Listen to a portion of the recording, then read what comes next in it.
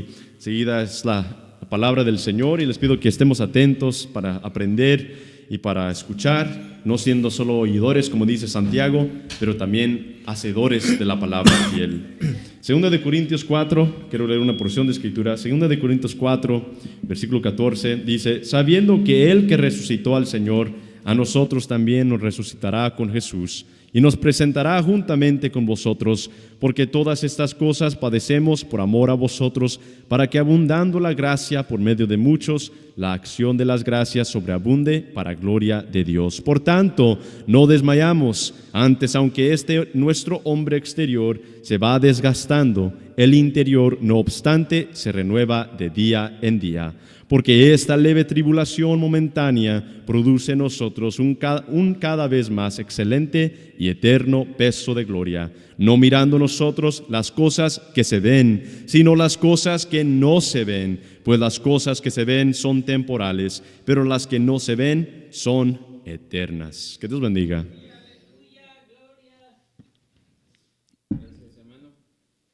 ¿Qué deseamos para nuestro hermano Henry? Amén, Dios le bendiga. ¿Cómo estamos en esta mañana? Bendecidos. Amén, bendecidos. Y con esa misma bendición vamos a continuar con lo que sigue en este servicio, en esta mañana. Y pues bienvenidos sean todos a la casa del Señor.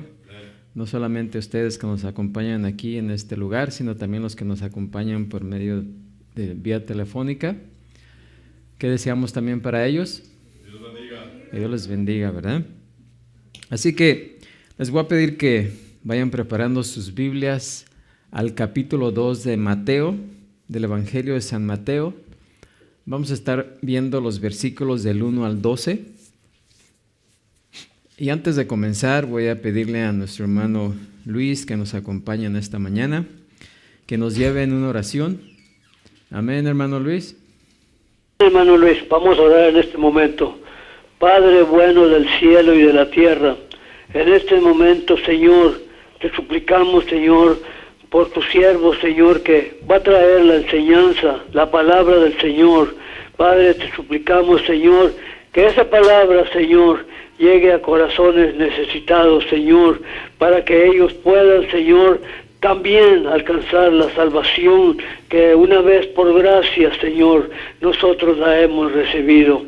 A hoy te damos gracias, Señor, por ello, y a usted, Señor, le daremos toda honra y toda gloria desde hoy para siempre. Amén. Adelante, hermano. Amén. Gracias, hermano. ¿Qué deseamos para nuestro hermano? Dios lo bendiga. Amén. Bueno, pues vamos a leer el pasaje. Mateo 2, del 1 al 12, dice: Cuando Jesús nació en Belén de Judea en los días del rey Herodes, vinieron del oriente a Jerusalén unos magos diciendo: ¿Dónde está el rey de los judíos que ha nacido? Porque su estrella hemos visto en el oriente y venimos a adorarle. Oyendo esto, el rey Herodes se turbó y toda Jerusalén con él. Y convocados todos los principales sacerdotes y los escribas del pueblo, les preguntó dónde había de nacer el Cristo. Ellos le dijeron: en Belén de Judea, porque así está escrito por el profeta: y tú, Belén, de la tierra de Judá, no eres la más pequeña entre los príncipes de Judá, porque de ti saldrá un guiador que apacentará a mi pueblo Israel. Entonces Herodes, llamando en secreto a los magos, indagó de ellos diligentemente el tiempo de la aparición de la estrella, y enviándolos a Belén, dijo: id allá y averiguad con diligencia acerca del niño, y cuando le halléis, hacédmelo saber para que yo también vaya y le adore. Ellos, habiendo oído al rey, se fueron, y he aquí la estrella que habían visto en el oriente iba delante de ellos, hasta que llegando se detuvo sobre donde estaba el niño, y al ver la estrella se regocijaron con muy grande gozo.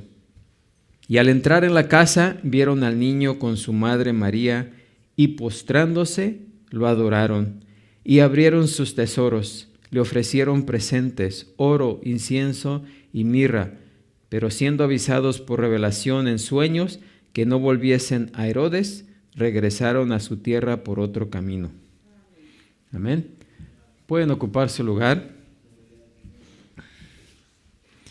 Como todos sabemos, en estos días previos a la Navidad, muchos recrean la escena del pesebre donde Jesús nació y pues colocan a un pequeño establo, en ese pequeño establo la figura del niño con José, María, los animalitos, los pastores y por supuesto los magos que fueron a visitar al niño Jesús para llevarle presentes. Y pues todos hemos visto ese cuadro, ¿verdad? Y es precisamente acerca de ese cuadro que yo quiero hablarles esta mañana. Yo creo que la tradición ha minimizado y ha falseado una de las escenas más emocionantes, más significativas, más conectadas con la infancia de nuestro Señor y Salvador Jesucristo. Y vamos a hablar precisamente de esos magos. ¿Quiénes eran esos magos? ¿De dónde vinieron? ¿Por qué se alteró tanto el rey Herodes cuando estos hombres aparecieron en Jerusalén preguntando por el nacimiento de Jesús?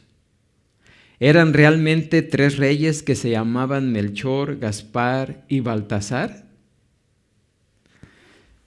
Bueno, la pregunta más importante que podemos hacer acerca de este pasaje es también ¿qué significado tiene esta visita? Esta visita que le hicieron los magos a Jesús. Bueno, pues Mateo es el único que incluye en su evangelio este relato. Y les vuelvo a preguntar, ¿por qué Mateo, inspirado por el Espíritu Santo, incluyó en su evangelio la visita de los magos? Yo creo que la clave para entender este pasaje se encuentra precisamente en la pregunta del versículo 2. ¿Dónde está el rey de los judíos que ha nacido? Y de ahí pues de ahí tomo el título de este mensaje, ¿verdad? Que es el niño rey. Y hay al menos 3 cosas que vamos a aprender de esta visita de los magos, que estos magos le hicieron a Jesús. Esta visita que los magos le hicieron a Jesús. Primeramente vamos a ver que el reinado de Jesús es universal. Si vemos otra vez los versículos 1 y 2, dicen: cuando Jesús nació en Belén de Judea en días del rey Herodes, vinieron del oriente a Jerusalén unos magos diciendo: ¿dónde está el rey de los judíos que ha nacido? Porque su estrella hemos visto en el oriente y venimos a adorarle. Primeramente, vamos a ver qué es lo que significa magos. Y vamos a hacer una aclaración, no solamente a ustedes, sino a todo el mundo, porque la palabra mago tiene una connotación en nuestras mentes. Esta palabra parece provenir de una raíz que significa grandeza. Y en los escritos de Heródoto, el historiador griego, aparece por primera vez para referirse a una tribu de los medos que llegó a desarrollar una gran habilidad en el estudio de la ciencia y de manera particular de la astronomía. Más adelante la palabra mago o magi comenzó a usarse para señalar a los filósofos, sacerdotes o astrónomos orientales. Estos hombres se dedicaron al estudio de la astronomía, de la religión y de la medicina. Muchos de ellos creían en la existencia de un solo Dios, en el deber de practicar el bien y desechar el mal, así como la necesidad de la oración. En el imperio persa llegaron a ser tan influyentes que algunos historiadores afirman que nadie podía llegar, fíjense, nadie podía llegar a ser rey sin haber sido previamente entrenado y coronado por los magos. Gracias. En el libro de Daniel los encontramos en Babilonia junto a los sabios, los astrólogos y los adivinos del reino. Debido a que muchos de ellos se envolvieron en las ciencias ocultas y en la adivinación, al correr el tiempo, la palabra mago adquirió la connotación que nosotros le damos en nuestro idioma, es decir, una persona que se dedica a la magia y al ocultismo, pero es importante señalar que no todos los magos eran dados a esas prácticas. En cuanto a estos magos de nuestra historia, es obvio que tenían conocimiento acerca de la venida del Mesías. Si vinieron de Babilonia o de la región medo-persa, no debemos olvidar que los judíos estuvieron cautivos allí por 70 años y que Daniel y sus amigos tuvieron contacto con esta casta de hombres sabios.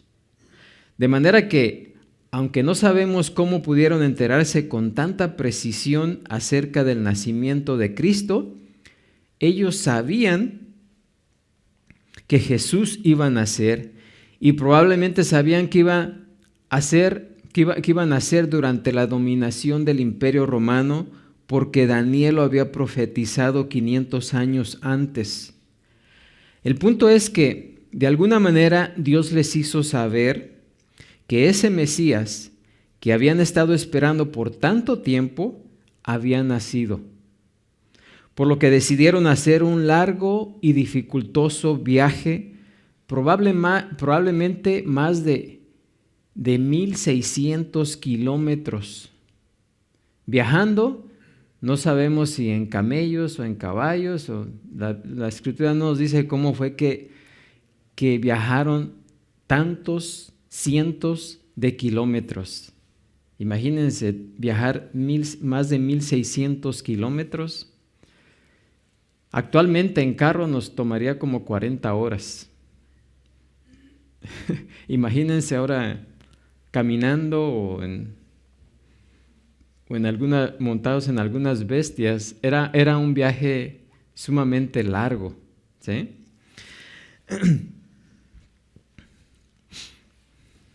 Ahora, el hecho de que presentaran 3 regalos distintos, oro, incienso y mirra, dio lugar a la tradición de que eran 3, pero la verdad es que no sabemos cuántos eran. La Escritura no nos dice cuántos eran. Más adelante se añadió que eran reyes del oriente, que sus nombres eran Melchor, Gaspar y Baltasar, que cada uno de ellos representaban a los 3 hijos de Noé, y que uno venía de la India, otro de Egipto y otro de Grecia. Pero lo cierto es que la Biblia no nos da tantos detalles. Simplemente lo que dice la palabra de Dios es que unos hombres que pertenecían a esta poderosa casta oriental se enteraron del nacimiento de Jesús y vinieron a adorarle. Notemos una vez más en el versículo 2 lo que ellos dijeron: ¿dónde está el rey de los judíos que ha nacido? Para ellos no había dudas, ninguna duda, de la información que tenían al respecto. Fíjense, sabemos que este rey ya nació. Y lo que queremos saber es, ¿dónde está? Porque vimos su estrella en el oriente y venimos a adorarle. No tenían ninguna duda. Hablando de esta estrella, ¿qué era esta estrella? Bueno, la palabra griega que se usa aquí señala cualquier objeto de gran brillantez. Algunos suponen que se trataba de un cometa, pero yo me inclino a pensar que era la manifestación visible de la gloria de Dios, lo que se conoce como el Shekinah, ¿sí? Esa misma gloria que guió al pueblo de Israel en el desierto en forma de una columna de fuego, y que Lucas nos dice que apareció precisamente en el momento en que Cristo nació. Como nos dice en Lucas 2:8 al 11, dice, había pastores en la misma región que velaban y guardaban las vigilias de la noche sobre su rebaño, y aquí se les presentó un ángel del Señor, y la gloria del Señor los rodeó de resplandor, y tuvieron gran temor. Pero el ángel les dijo, no temáis, porque he aquí os doy nuevas de gran gozo, que será para todo el pueblo, que os ha nacido hoy en la ciudad de David un Salvador, que es Cristo el Señor. ¿Y saben qué? Me encanta eso.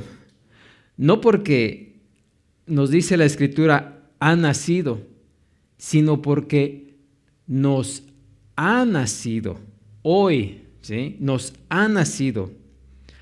O sea, nos ha nacido un niño, ¿verdad? A todos nos encanta cuando en nuestra familia nace un niño, ¿no es verdad? Bueno, pues este niño nació ¿para quién? Para nosotros, ¿sí? Nos ha nacido. Os ha nacido hoy en la ciudad de David un Salvador, que es Cristo el Señor. Y es muy probable que haya sido esa misma luz la que guió a los sabios del oriente. El texto de Mateo no sugiere que la estrella los fue guiando por todo el camino desde su lugar de partida hasta Judea. Simplemente dice que ellos vieron la estrella y de alguna manera sabían que esa estrella indicaba que Jesús ya había nacido, que el rey de los judíos había nacido, y simplemente se dirigieron, ¿sí? Ahora, no podemos perder de vista el significado teológico de la visita de los magos, porque debemos notar que ellos no eran judíos, ¿sí? Pero fueron a adorar ¿a quién? Al rey de los judíos. ¿Dónde está el rey de los judíos que ha nacido? Fue su pregunta. De alguna manera ellos tenían el conocimiento de que el reinado de este niño sería universal, ¿sí? Como dije en un momento, Mateo es el único que incluye esta visita de los magos, y yo creo que Mateo quería resaltar precisamente que estos gentiles habían viajado de tan lejos, fíjense, ellos eran gentiles, pero habían viajado de tan lejos para adorar al rey de los judíos. Ahora, notemos cómo comienza el Evangelio de Mateo. No muchos nos gusta, ¿verdad? O a algunos no les gusta, se cansan de leer las genealogías en la Biblia, pero quiero recordarles que aún las genealogías son la palabra de Dios. Amén. Y así es como comienza el Evangelio de Mateo, ¿verdad? Demostrando que ese Jesús que había nacido en Belén era descendiente ¿de quién? De David. Y que también era descendiente ¿de quién? De Abraham. ¿Y por qué es importante resultar que Jesús era descendiente de David y descendiente de Abraham? Bueno, porque Dios le había prometido a Abraham que a través de uno de sus descendientes serían benditas todas ¿qué? Las familias de la tierra. Y Dios también le prometió a David que uno de sus descendientes se sentaría en su trono para siempre. De ahí las palabras de Jesús en la gran comisión después de haber resucitado, cuando dijo: toda potestad me es dada en el cielo y en la tierra. Por tanto, id y haced discípulos a todas las naciones. ¿Sí? Este niño que nació para ser rey, pero no para ser simplemente rey de Israel, sino de todo el mundo. Amén. Él nació para ser rey del mundo entero. Así que su reinado es universal. Y la visita de los magos en este capítulo 2 del Evangelio de Mateo no es más que un preámbulo de lo que iba a suceder después de la resurrección de Jesús. Estos hombres que vinieron del oriente no seguían la religión de Zoroastro como hacían muchos en Persia, ni adoraban a Ahura Mazda como Dios, sino que vinieron a postrarse delante de Jesús y reconocerle como Rey. Este niño nació para ser reverenciado como Señor por hombres y mujeres de todo pueblo, toda tribu, toda lengua y toda nación, por encima de toda religión y cultura. ¿Por qué? Porque Jesús es el camino, Él es la verdad, Él es la vida, y no hay otro camino, no hay otra verdad, y fuera de Él realmente no hay vida. Amén.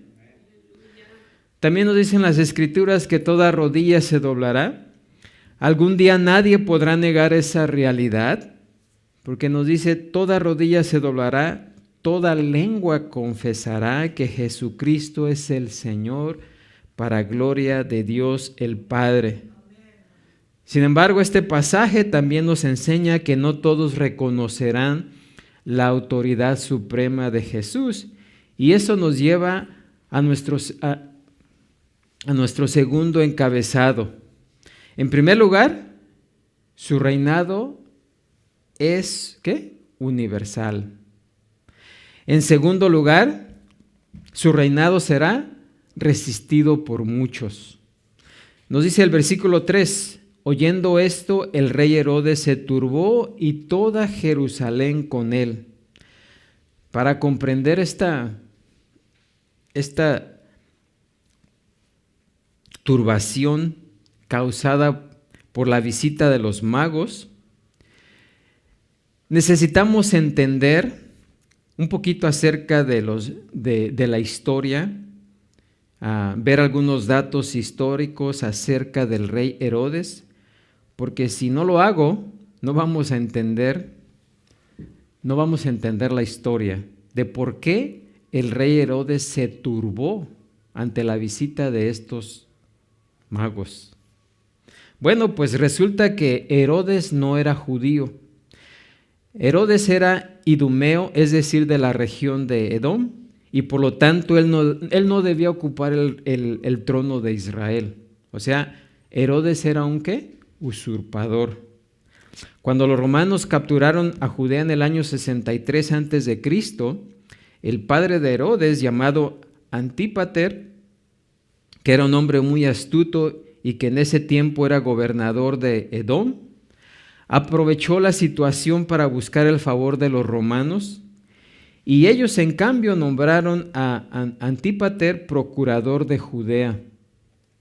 Ahora, con esa autoridad, Antípater en el año 47 a.C. nombró a su hijo Herodes como tetrarca de Galilea. Unos años más tarde, el emperador Augusto extendió el dominio de Herodes hasta incluir toda Palestina, y es así como este hombre llegó a ser el rey de los judíos sin ser judío. ¿Sí? Ahora, como ustedes se pueden imaginar, esto produjo un profundo malestar en toda la nación de Israel, que estaba siendo gobernada por alguien que ni siquiera era judío. Bueno, pues Herodes, para tratar de suavizar la situación, se casó con una judía llamada Mariana, que era descendiente de la última familia que había gobernado a Israel antes del dominio del Imperio Romano. Así que esta mujer tenía ascendencia real, pero Herodes nunca dejó de tener terror a todo lo que sonara conspiración. ¿Sí? Cualquier rumor de que alguien quisiera quitarle su trono, pues era un terror para él. Y con el paso de los años, Herodes se fue haciendo más paranoico y más cruel. Como su esposa descendía de una familia que podía aspirar al trono, Herodes se encargó de matarlos uno a uno. Primero mató al hermano de su esposa, después a su tío, después a su abuelo, finalmente mató a la misma Mariana y después se encargó de matar incluso a sus 3 hijos que tuvo con ella, porque él sabía que ellos llevaban sangre real. Por eso en el mismo tiempo del Señor decían que era mejor ser un cerdo de Herodes que un hijo. Y también porque es un juego de palabras, ¿verdad? Porque en el griego la palabra cerdo y la palabra hijo se parecen algo.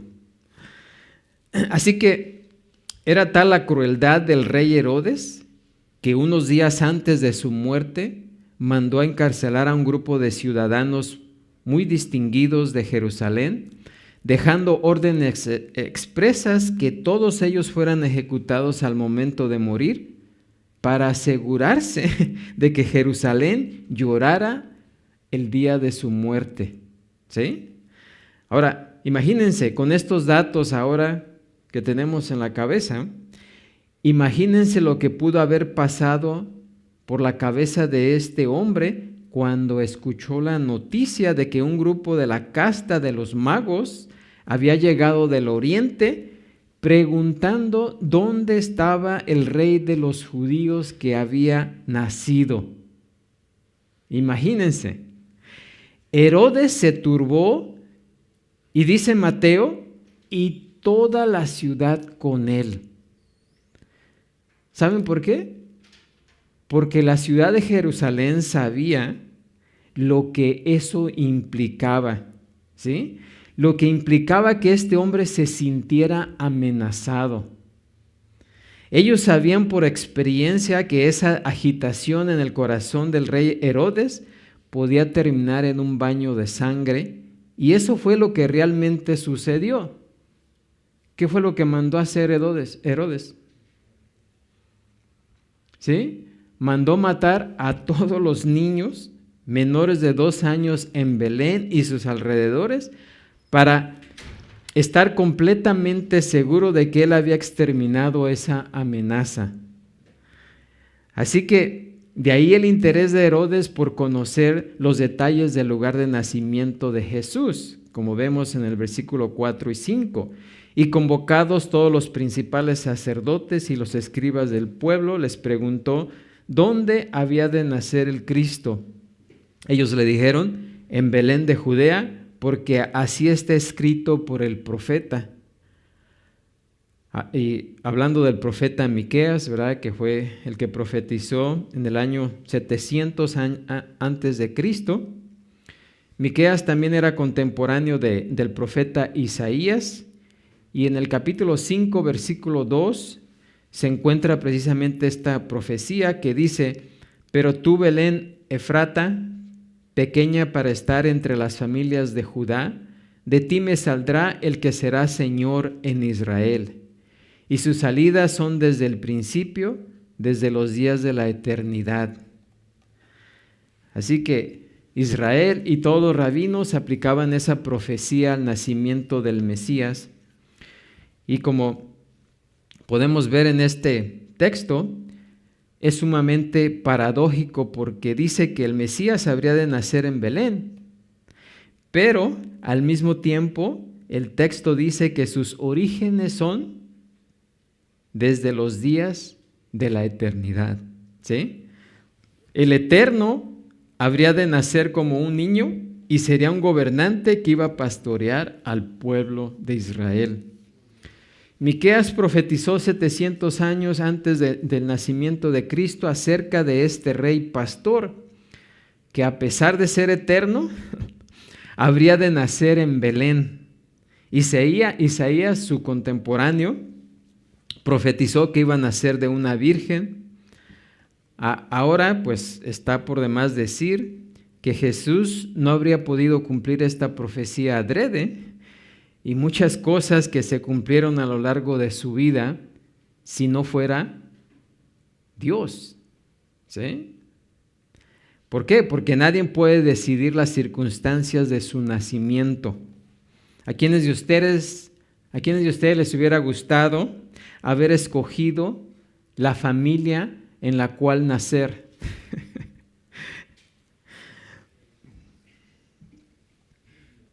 Pero resulta, ¿verdad?, que nadie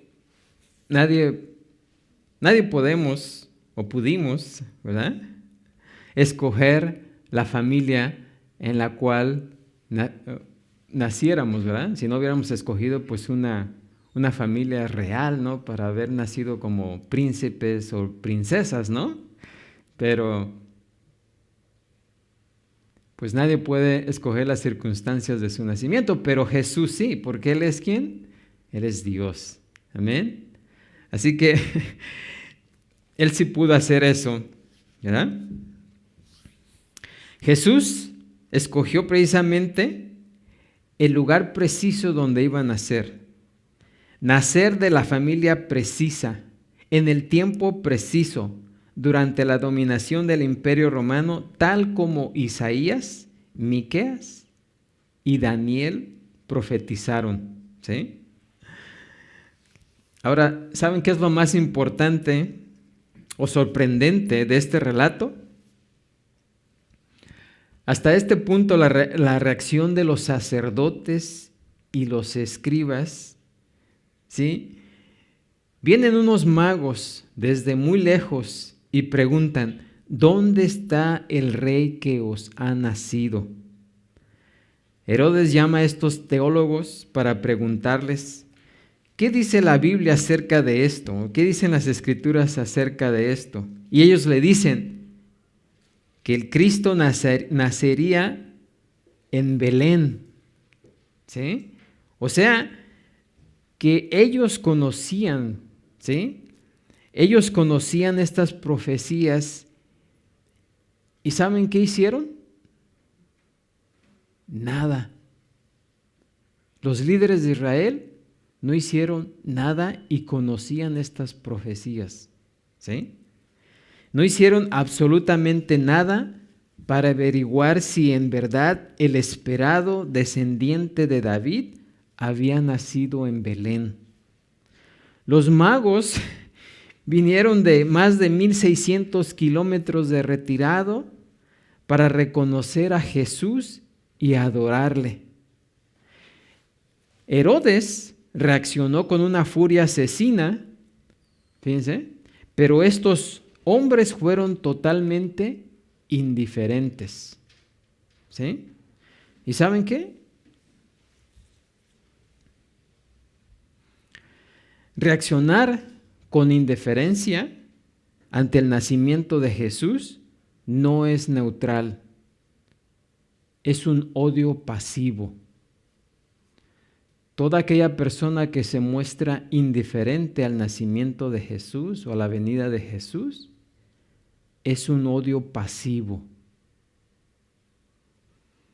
Jesucristo dijo, el que no está conmigo está contra mí. ¿Por qué? Porque no se puede ser neutral. Es imposible ser neutral con respecto al nacimiento del Señor.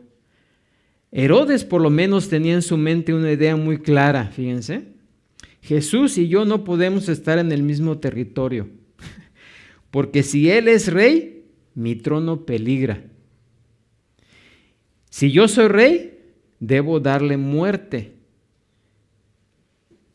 ¿Y saben cuál es la razón por la que muchos pecadores no vienen a Cristo?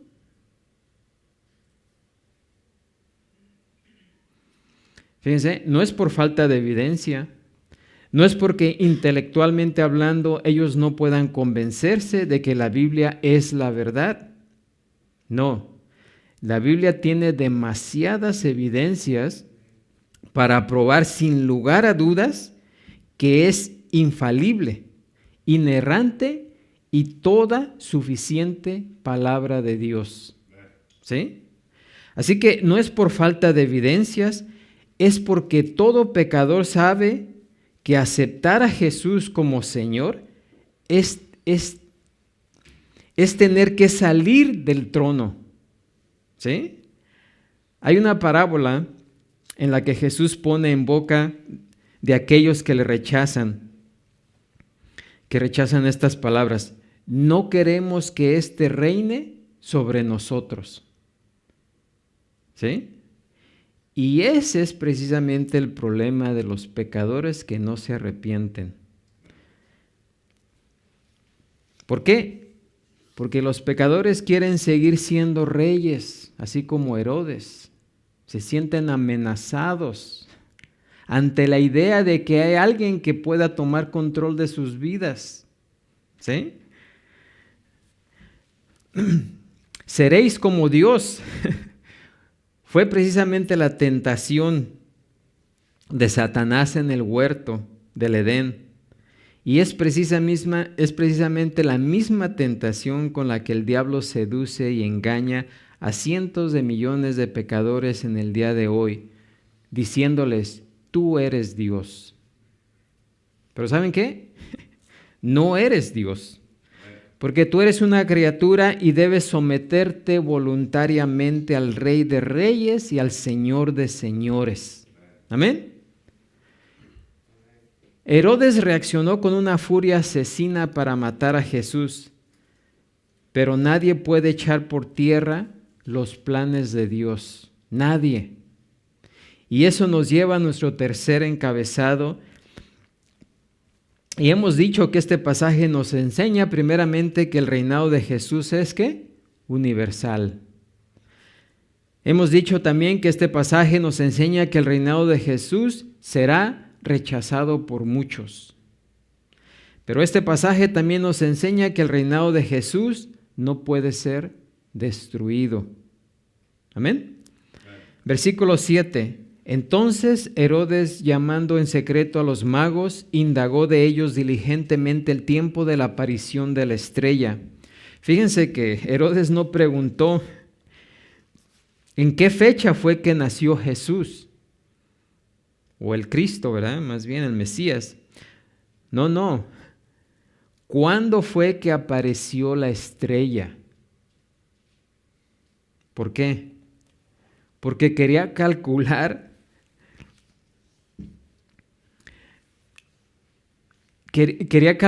qué edad tendría ese niño que había nacido para mandarlo matar. Es lo que quería saber. Dice el versículo 8-9, y enviándolos a Belén dijo, id allá y averiguad con diligencia acerca del niño, y cuando le halléis, hacédmelo saber para que yo también vaya y le adore. Ellos, habiendo oído al rey, se fueron, y he aquí la estrella que habían visto en el oriente iba delante de ellos, hasta que llegando se detuvo sobre donde estaba el niño. Ahora, si ustedes se dan cuenta, no podría ser una estrella.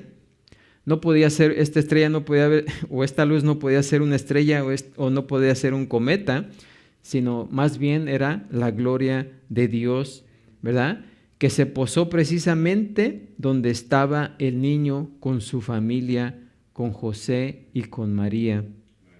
Versículo 10 y 11 dicen, y al ver la estrella se regocijaron con grande gozo, y al entrar en la casa vieron al niño con su madre María, y postrándose lo adoraron y abrieron sus tesoros, le ofrecieron presentes, oro, incienso y mirra.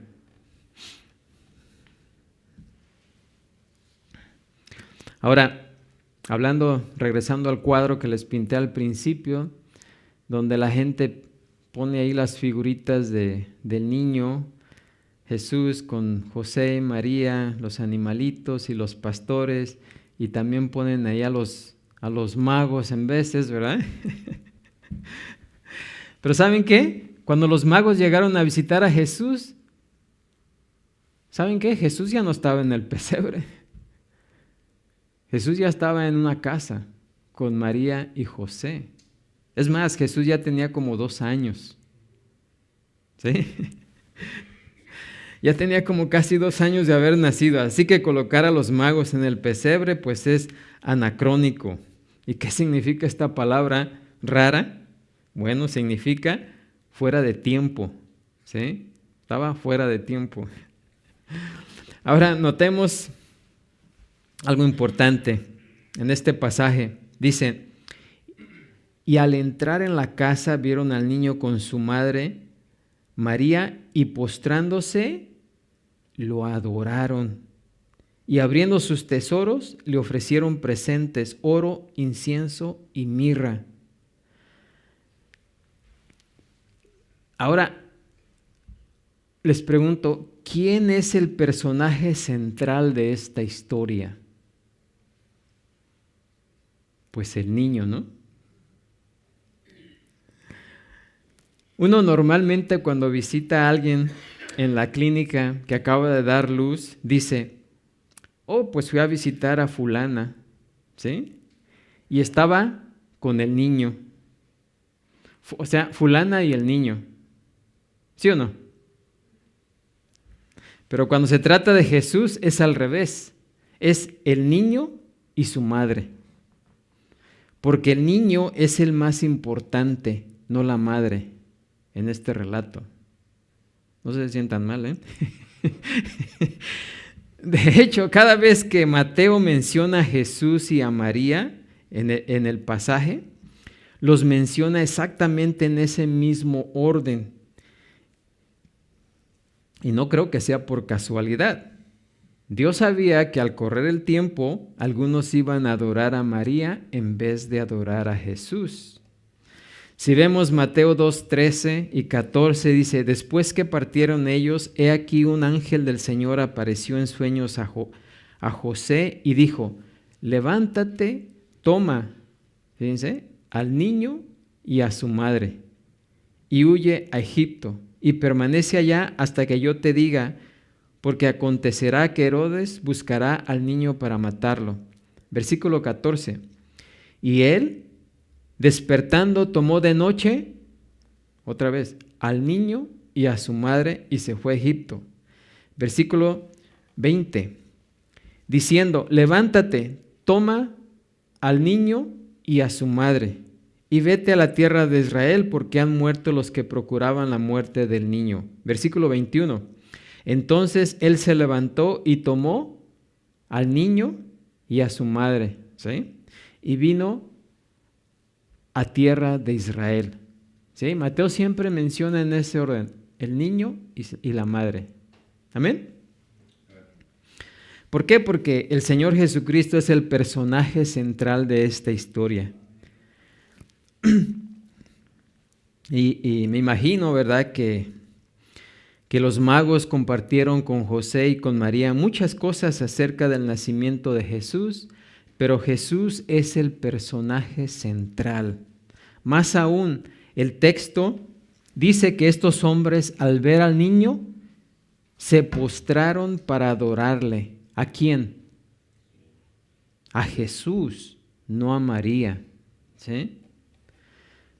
Y claro, no tenemos nada en contra de María, la madre de Jesús.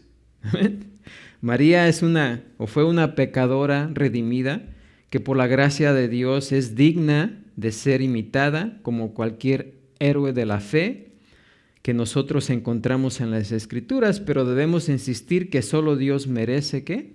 Adoración. Los magos, fíjense, los magos se postraron para adorar a Jesús. O sea, lo estaban reconociendo como Dios. Y estos magos eran personas importantes. O sea, un rey no podía ser rey sin su aprobación. Se les llamaba que eran los hacedores de reyes. Imagínense. Y ellos vinieron a postrarse delante de Jesús. Amén. Traten de visualizar por un momento la escena que Mateo nos está describiendo en este pasaje. Aquí tenemos a un grupo de hombres poderosísimos, acostumbrados a tratar con reyes, con emperadores, con altos dignitarios orientales, postrados en adoración delante de un niño de 2 años de edad, en una oscura e insignificante aldea. No fueron a un palacio, fueron a una casa en una aldea de una insignificante nación en aquellos días que era Israel. No sabemos qué tanta información tenían ellos acerca del Mesías, pero es obvio que estos hombres venían a Jesús. y veían a Jesús como un personaje de suprema importancia. Y aún es posible que de alguna manera se les haya revelado que Jesús era el Hijo de Dios. ¿Por qué? Noten los obsequios que trajeron. ¿Qué trajeron? Oro, incienso y mirra. Y sin irnos más allá de lo que el pasaje nos dice, unos muy buenos comentaristas señalan el hecho de que estos regalos fueron cuidadosamente seleccionados para expresar ciertas cosas. Por ejemplo, el oro era lo que se le solía obsequiar a los reyes. El incienso era lo que se usaba comúnmente en la adoración a Dios. Y la mirra tenía varios usos, pero casi todos conectados con el servicio a los hombres. Se usaba como perfume, se mezclaba con vino para actuar como un anestético y se usaba para embalsamar a los muertos. Así que el oro para los reyes, el incienso para Dios y la mirra para los hombres. ¿Sí? Así que no podemos ser muy dogmáticos al respecto, pero Dios pudo haber movido a estos magos a regalar estas cosas específicas para mostrar que ese niño era Dios, el Hijo, que se había hecho hombre para llegar a ser rey. Ahora, lo que sí sabemos con toda certeza es que estos hombres viajaron más de 1,600 kilómetros para conocer a Jesús, para postrarse en adoración delante de Él, cuando apenas era un niño y para llevarle obsequios que eran dignos de un personaje de la realeza. Por el resto de las Escrituras sabemos que ciertamente este niño era Dios, que se hizo hombre para morir en una cruz, resucitar al tercer día y luego ascender a los cielos donde está sentado a la diestra de Dios, hasta que todos sus enemigos sean puestos por estrado de sus pies. Ahora, Herodes desató toda su furia contra él, pero no hay nadie en todo el universo que tenga el poder suficiente para echar por tierra los planes de Dios. Notemos el versículo 12.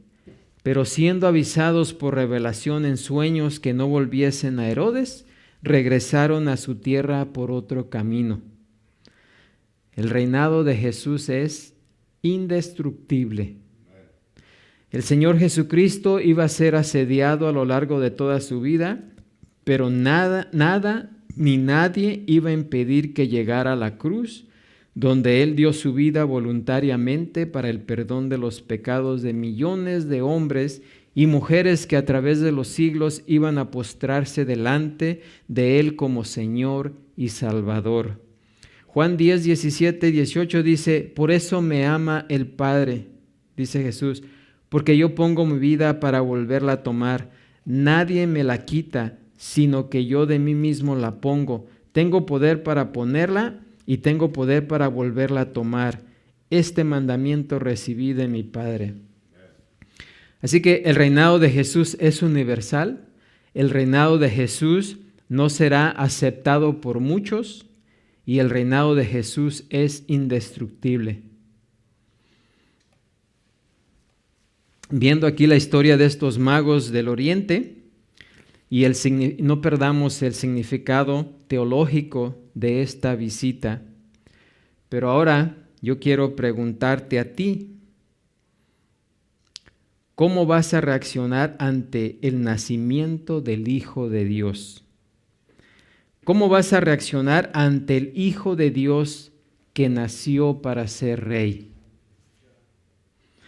Porque en este pasaje nosotros encontramos las respuestas típicas de los hombres cuando son enfrentados con la persona de Cristo.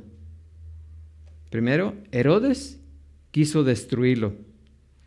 Los escribas fueron, ¿qué? Indiferentes. Y los magos lo adoraron. ¿Con cuál de estos ejemplos te describes a ti? Seguramente nadie querrá identificarse abiertamente con el rey Herodes. De hecho, no conozco a nadie que se llame Herodes, ¿verdad? ¿O alguien conozca a alguien que se llame Herodes? Nadie se quiere identificar con Herodes, pero ¿saben una cosa?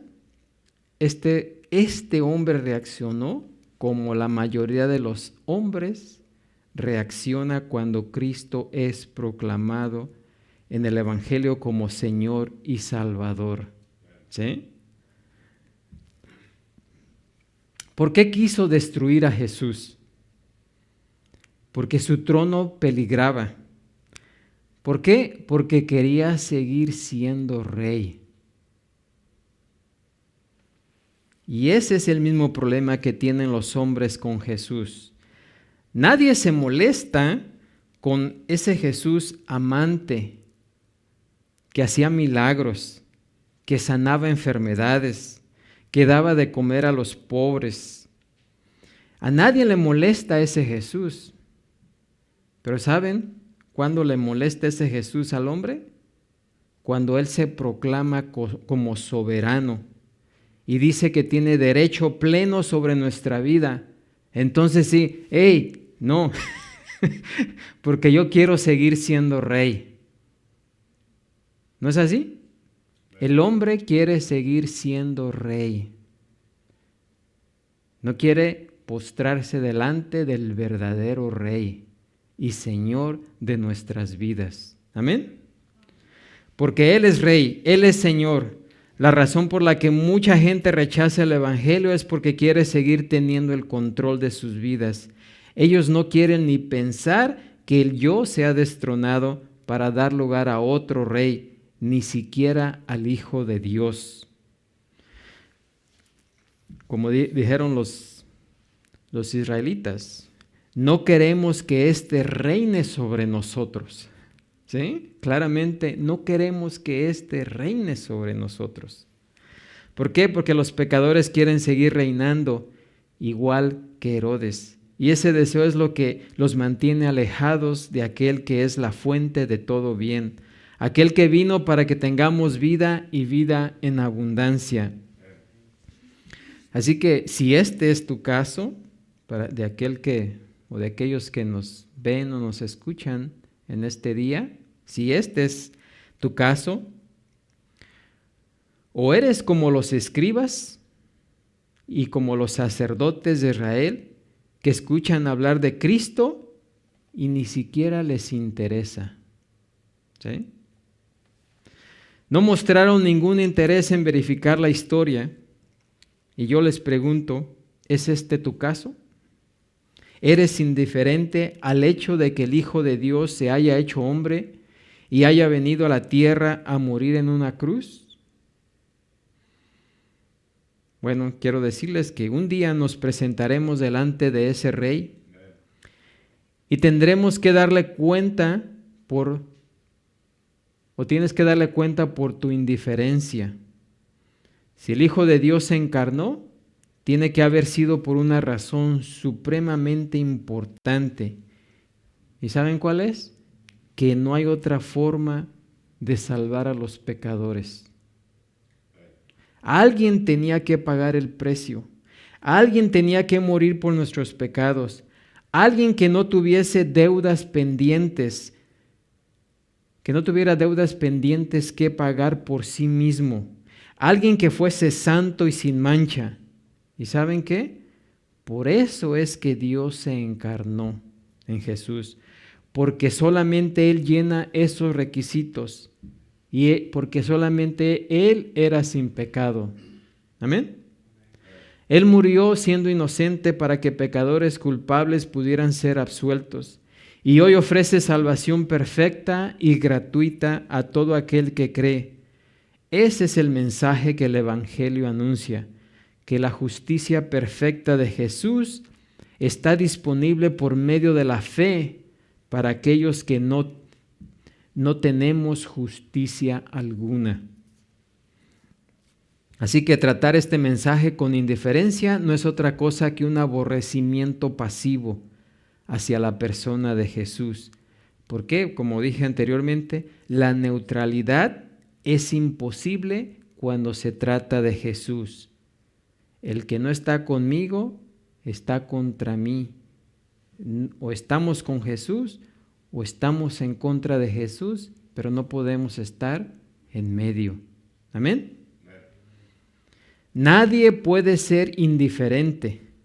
O estás en el grupo de aquellos que le aman, en el grupo de aquellos que se postran y le brindan reverencia como Dios, como Señor, como Salvador, o estás en el grupo de aquellos que le aborrecen.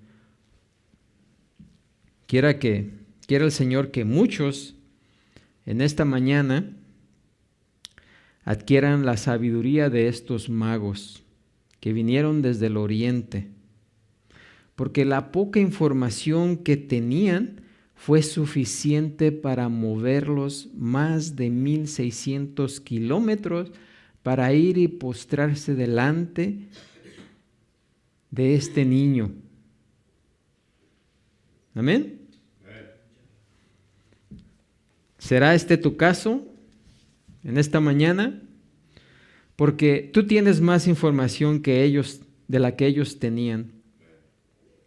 En el día del juicio, estos hombres agravarán la condenación de muchos que con más conocimiento que ellos decidieron continuar en rebeldía contra Jesús.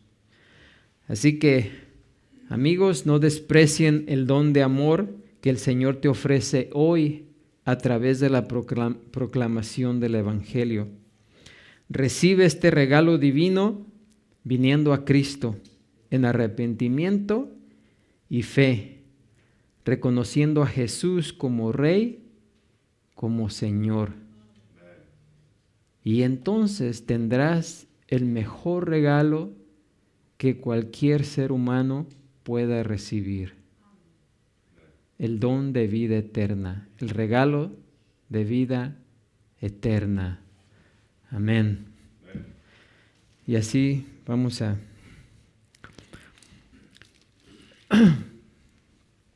terminar. Vamos a ponernos de pie. Y antes de despedirnos, pues les quiero desear lo mejor, ¿verdad? Que la pasen bien con sus familias, con sus seres queridos, y aquellos que aún no han reconocido a Jesús como su Señor y Salvador, les recomiendo, ¿verdad?, que piensen en ese regalo. Hoy el mundo se enfoca en muchos regalos que son pasajeros, que con el tiempo se acaban, se destruyen, se les pierde el interés. Pero el regalo que Dios nos da es un regalo que no es temporal, que es para siempre, no solamente en esta vida, sino para la eternidad. Así que pongamos en balanza qué es lo que queremos. ¿Queremos un regalo pasajero o queremos un regalo eterno? Amén. Padre Santo, Señor Todopoderoso, gracias te damos, Señor, en esta mañana por tu palabra. Esa palabra, Señor, que nos alimenta y nos edifica y que también nos da vida, Señor, porque tu palabra es viva y eficaz, Señor. Y gracias, Señor, por ella, porque por medio de tu palabra podemos entender quién eres tú